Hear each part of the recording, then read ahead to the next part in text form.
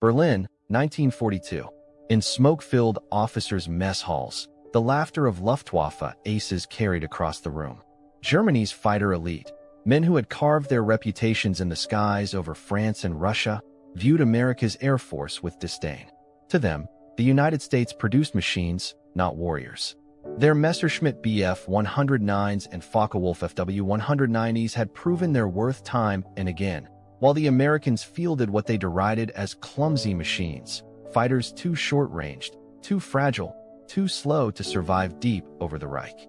That arrogance seemed justified at the time. When the U.S. 8th Air Force began its daylight bombing campaign in 1942, the results were grim. Squadrons of B-17 flying fortresses and B-24 Liberators thundered across occupied Europe, their formations bristling with defensive guns. But once beyond the range of British Spitfires or early American P-47 Thunderbolts, the bombers were left alone. The Luftwaffe descended on them with ruthless precision. German interceptors tore into the formations, and what was supposed to be precision bombing became a test of survival. Eyewitness accounts from American crews told the story. One airman recalled watching a wingman's fortress explode in midair, scattering burning debris across the sky. Others described the sickening sight of parachutes opening against the clouds, their friends drifting helplessly down into enemy territory. Loss rates were catastrophic, sometimes reaching 20 to 30% on a single mission. Courage alone was not enough. For the Luftwaffe, it was vindication. German officers boasted that no American fighter would ever escort bombers to Berlin and back. Reports circulated through the Reich's propaganda ministry, assuring civilians that the Reich's heartland was untouchable. Hermann Göring, head of the Luftwaffe, confidently claimed that the bombers would be destroyed before they ever threatened Germany's cities. In the cockpits of Bf 109s and Fw 190s, pilots echoed the same belief. America could build machines, yes, but not fighting men. Across the Atlantic, however, the reality was far different. In airfields from Norfolk to Duxford, young American pilots prepared for missions with grim determination. Many were in their early 20s, farm boys and factory hands who had never seen Europe before the war. They strapped into fighters like the P-38 Lightning and P-47 Thunderbolt, planes with formidable firepower but limited range. They knew the truth all too well. They could protect the bombers for the first stretch, but once the formations pressed deeper into Germany, they had to turn back, leaving their comrades to face the gauntlet alone. The contrast could not have been starker. In Berlin, the Luftwaffe laughed at America's flying tractors. In England, American crews prayed that someone, anyone, would find a way to carry fighter protection all the way to the heart of the Reich. Diaries from bomber crews spoke of dread before missions.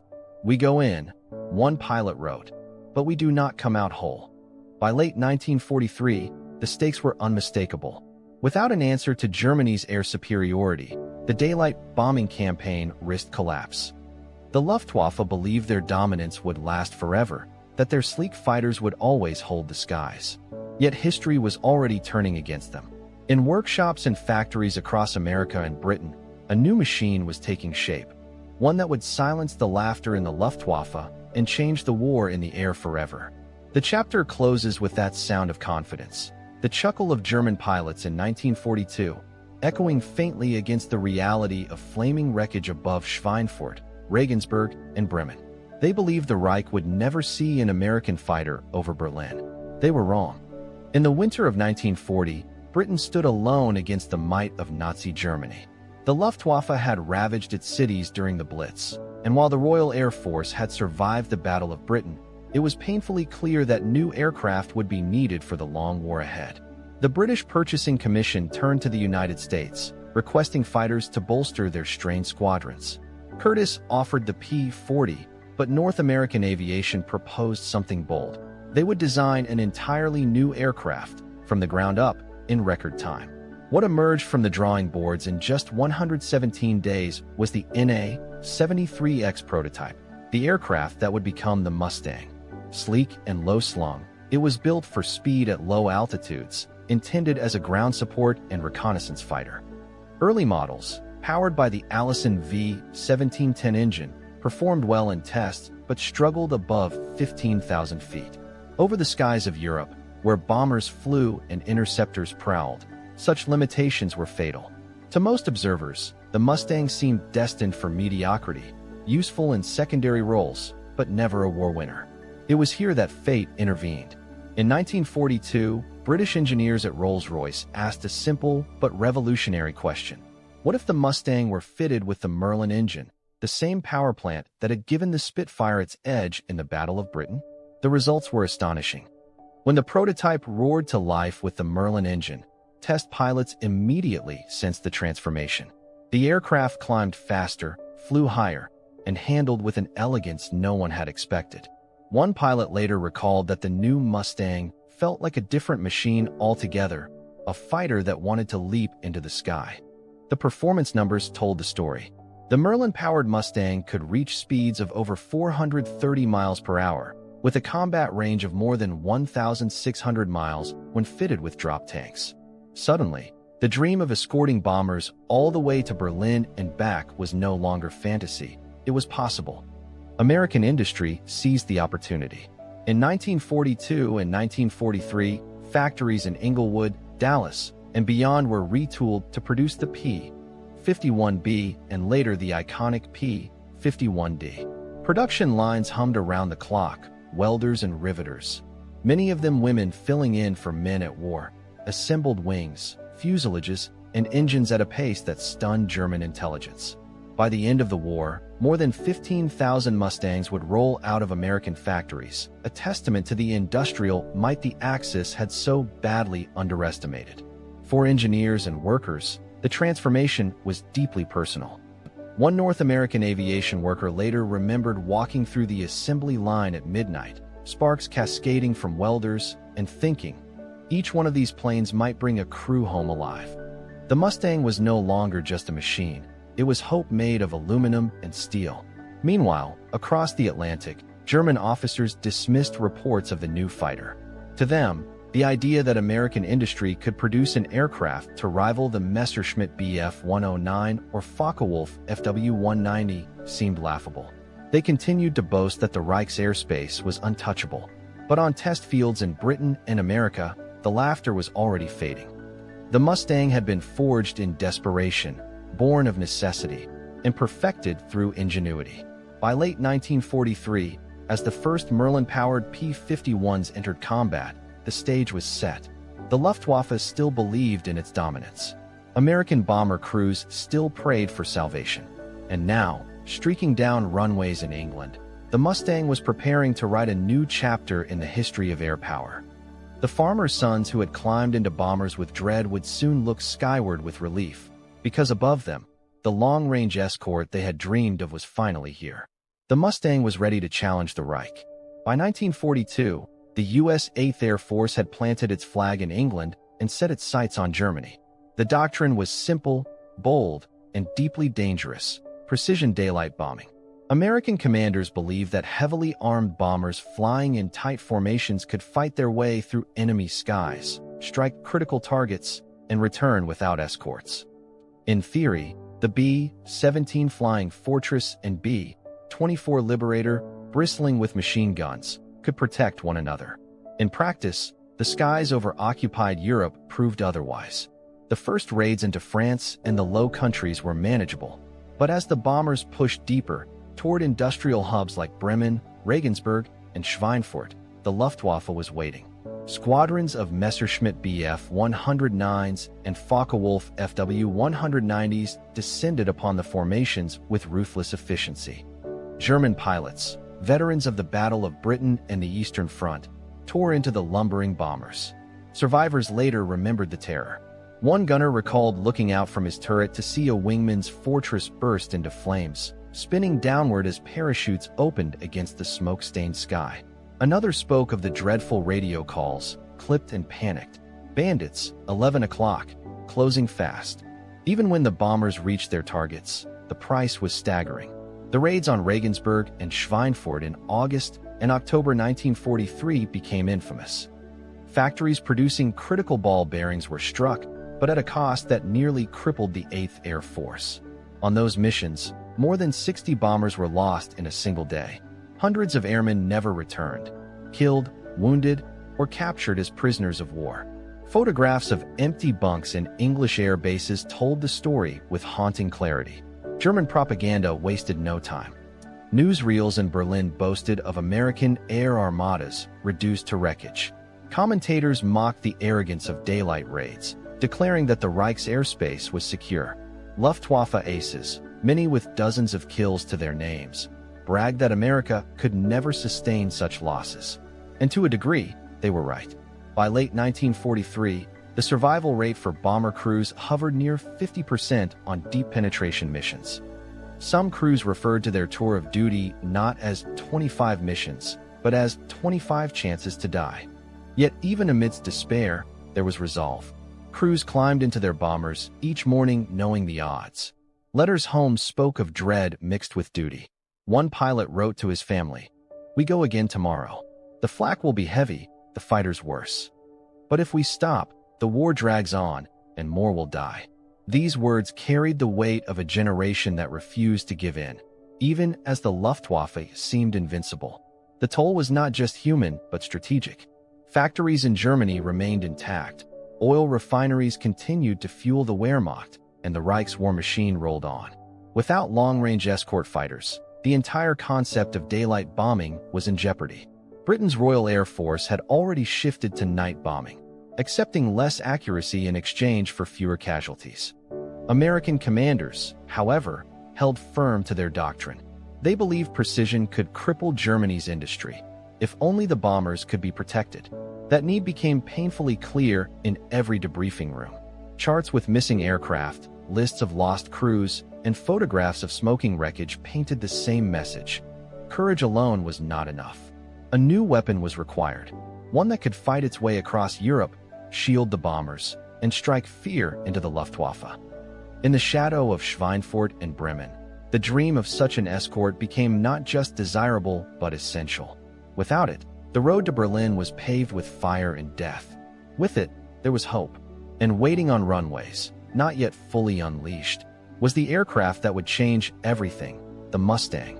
By late 1943, a new silhouette appeared in the skies over Europe.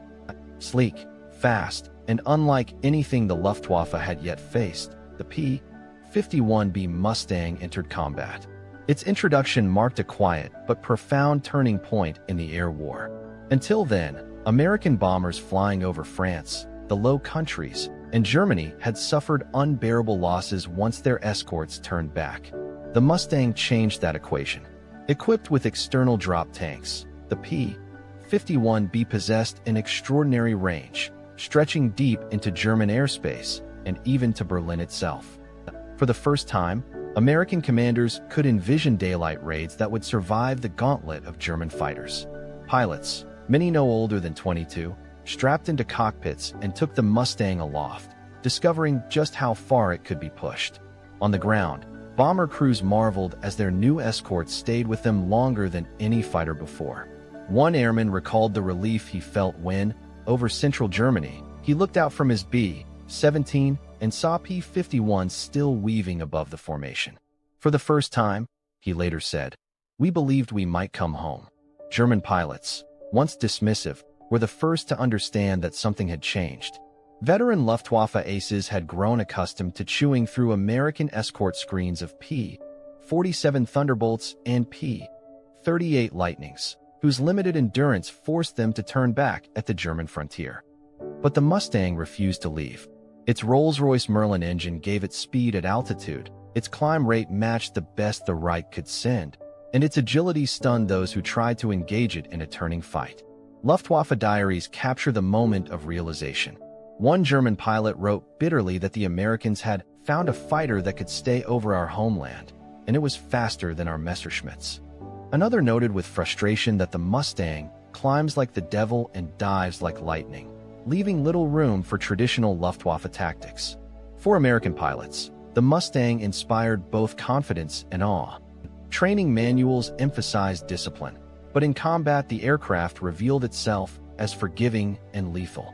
A pilot could dive steeply without fear of losing control, and the plane retained its speed in climbs that would have stalled earlier designs. One young lieutenant remarked after his first sortie, "She flies like she knows what you need before you do." The impact was immediate.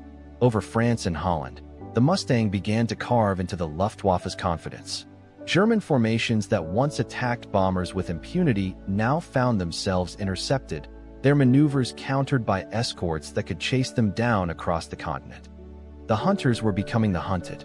The psychological effect on bomber crews was no less profound.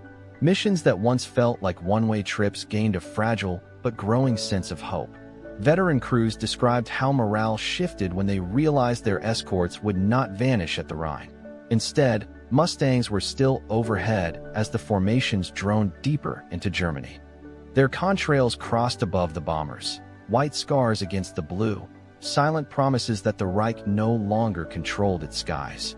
Yet the transition was not without cost. Mustang pilots faced brutal odds in their opening months. Dogfights erupted daily, and casualties mounted as inexperienced aviators learned the hard lessons of combat. But each engagement sharpened their skill. By early 1944, American squadrons flying Mustangs were no longer newcomers. They were predators, honing tactics that would dismantle the Luftwaffe. For the Germans, the shock grew with each encounter. Once they had laughed at American fighters, dismissing them as crude imitations. Now, over the fields of France and the rivers of Holland, their laughter had turned to alarm.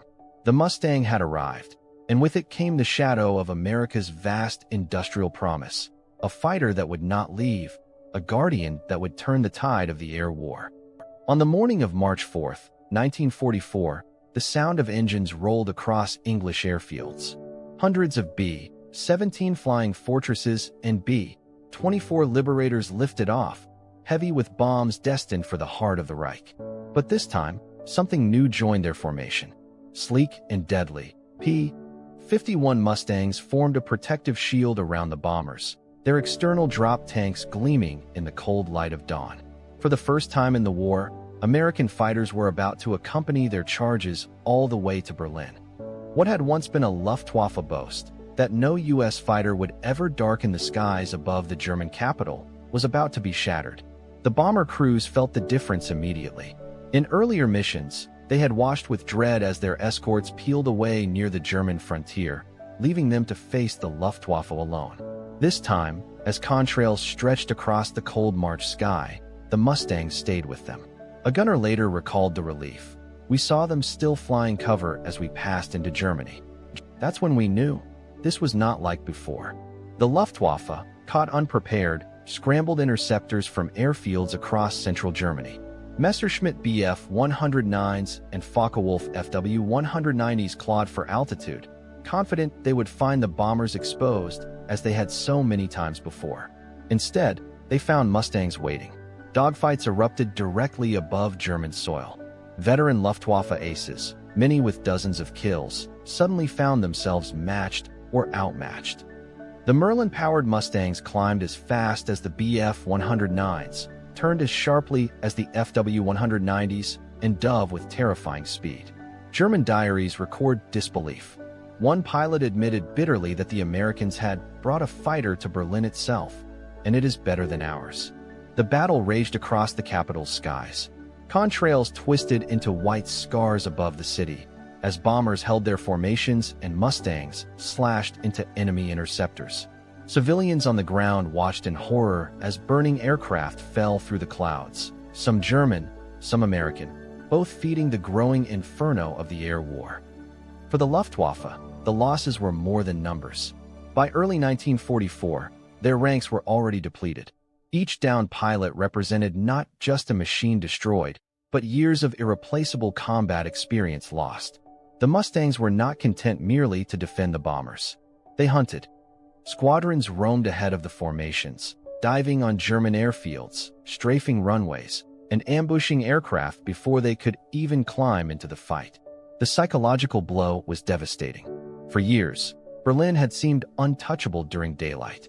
Now, its skies were alive with dueling fighters, and the Luftwaffe's vaunted superiority was vanishing before the eyes of its own people.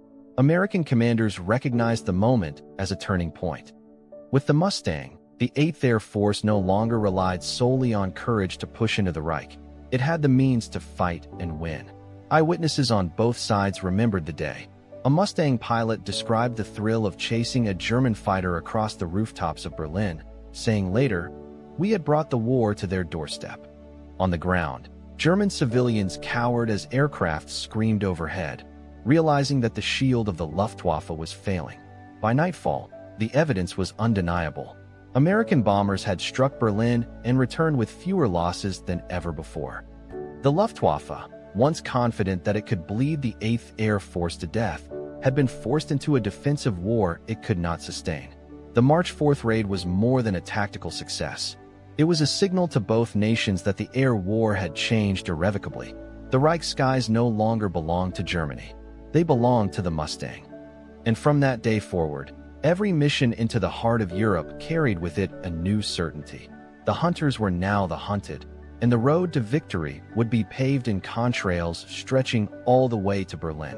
By the spring of 1944, the Mustang was no longer an untested newcomer. It was the spearhead of an air campaign that would cripple the Reich. With drop tanks extending its reach, the P-51 escorted American bombers not only to Berlin but to Leipzig, Munich, and the vital oil refineries at Ploiești and beyond. Each raid cut deeper into Germany's war machine, and each mission returned with a clearer truth. The Luftwaffe could no longer hold the skies. The strategy was systematic. Bombers struck factories producing Messerschmitts and Focke-Wulfs, while Mustangs and Thunderbolts prowled above, waiting to pounce on interceptors. Oil plants at Merseburg, Luna, and Politz became priority targets. Without fuel, even the finest German fighters were useless. Mustang pilots recalled entire formations of enemy aircraft running out of gas mid-combat, forced to glide down to crash landings. One after-action report noted grimly, their wings were still full of fight, but their tanks were empty. As spring turned to summer, the Mustangs turned their attention to France. In the weeks before D-Day, Operation Point Blank demanded absolute dominance of the air. The Luftwaffe still mustered fierce resistance, but its numbers were dwindling. Over northern France, contrails laced the sky in great arcs as P-51 swept the airspace clear, shooting down interceptors before they could menace the invasion fleet. On June 6, 1944, as Allied troops stormed ashore at Normandy, the absence of German air power was glaring. Pilots like Adolf Galland admitted bitterly that their squadrons were powerless. We were no longer the hunters. We had become the hunted. For the bomber crews, the difference was life itself. Missions that had once meant near-suicidal odds now came with a fighting chance. Mustangs could be seen weaving just above and around the bomber boxes, diving at enemy fighters before they could close in. Survivors remembered a newfound confidence. A gunner recalled, "We looked out and saw them still there, all the way home. That's when we knew the tide had turned." German replacements could not match the experience of their fallen aces. By late 1944, many Luftwaffe units consisted of teenagers rushed through training programs cut dangerously short. Facing seasoned American pilots and Mustangs, they were slaughtered. Combat reports tell of Mustangs cutting through green German squadrons with devastating efficiency. Losses mounted so quickly that some Luftwaffe commanders admitted privately the war was lost in the air before it was lost on the ground. The winter of 1944-45 only deepened the collapse. During the Battle of the Bulge, the Luftwaffe attempted a desperate resurgence, launching Operation Bodenplatte on New Year's Day 1945. Hundreds of German fighters struck Allied airfields in a massive raid, but the effort backfired. Mustang squadrons intercepted returning German aircraft, shooting down scores in a single day. What was meant to cripple Allied air power instead destroyed the last reserves of Germany's once feared air force. By 1945, the Reich skies were dominated by contrails of American steel. P-51s roamed freely, not only escorting bombers, but also strafing airfields, trains, and columns of German troops retreating across a collapsing front. Oil production had ground to a halt, aircraft factories were rubble, and surviving Luftwaffe pilots knew they were hopelessly outmatched. Letters home from German airmen captured the despair. They are everywhere. They're fighters, they're bombers, their strength does not end. We cannot stop them. The Mustang had become more than a fighter. It was a symbol of Allied resolve, of an air campaign that had broken the back of German resistance. From the blackened factories of Leipzig to the smoking fields of Normandy, the story was the same. The Luftwaffe was crushed, and the P-51 owned the skies. By the war's end, the Luftwaffe was a shadow of itself. Its great aces gone, its squadrons decimated, its reputation shattered. And over every battlefield, from France to the Elbe, the sight of the Mustang's sleek silhouette told the world that the Allies had achieved the impossible: complete control of the air. In 1942, German aces had mocked American fighters as clumsy machines, piloted by amateurs who could never threaten the Reich. Yet by 1945, that laughter had long since faded. The P-51 Mustang, born of desperation and perfected through Allied ingenuity, had become the scourge of the Luftwaffe and the guardian of Allied bombers. Its presence in the skies above Berlin symbolized not just a tactical victory, but the collapse of German air power and the triumph of Allied resolve. The irony was striking. What began as a modest British request for a new fighter had evolved into one of the most decisive weapons of the war. The Mustang's fusion of American industrial output with the Rolls-Royce Merlin engine created a machine greater than the sum of its parts. It could climb with the Messerschmitt, dive with the Focke-Wulf, and still have the range to escort bombers from English fields to the heart of Germany and back. Pilots who once flew weary sorties and short-ranged escorts now spoke of the confidence the Mustang gave them. One recalled that the skies over Europe suddenly felt smaller because the Mustang could reach everywhere. Its legacy extended far beyond the crumbling cities of the Third Reich. After 1945, the P-51 continued to fly, serving in the Korean War and in the air forces of more than 50 nations. It became a bridge between the piston engine age and the dawn of jet-powered flight, proving that a well-designed aircraft could remain relevant even as technology raced forward. To young aviators in the late 1940s, the Mustang was more than a machine. It was a rite of passage, a reminder of what had been achieved in the crucible of global conflict. Historians have often argued that the P-51 represented more than aviation brilliance. It embodied the industrial spirit of the Allies, the welders in Detroit, the engineers in Britain, the young pilots trained on American soil. It was proof that victory in modern war depended as much on factories and cooperation as on courage in the cockpit. Every Mustang that took flight was not just an airplane, but the product of thousands of hands working across continents. For Germany, the memory of 1942's arrogance stood in bitter contrast to 1945's defeat. Luftwaffe veterans later admitted their astonishment at the Mustang's arrival, recognizing that what they once dismissed as impossible had become overwhelming reality. Their diaries captured the shift, disbelief turning into despair as Mustangs cut through their formations with ruthless efficiency. By the time Berlin lay in ruins, the Mustang had rewritten the story of the air war. The war ended, but the image endured. Endless contrails stretching across blue skies, the thunder of Merlin engines, and the black crosses of the Luftwaffe falling away in flames. The Mustang became not only a legend of aviation, but a symbol of endurance, the story of how mockery turned into respect and how arrogance gave way to silence. The final image is cinematic: squadrons of P-51 Mustangs flying in tight formation, their silhouettes etched against the fading sun. Below them lies a broken Reich, above them a sky once fiercely contested, now owned. The laughter of 1942 had long since vanished, replaced by the roar of engines that carried freedom across a continent. The Mustang was no longer just a fighter, it was a legend, and its legacy would echo for generations.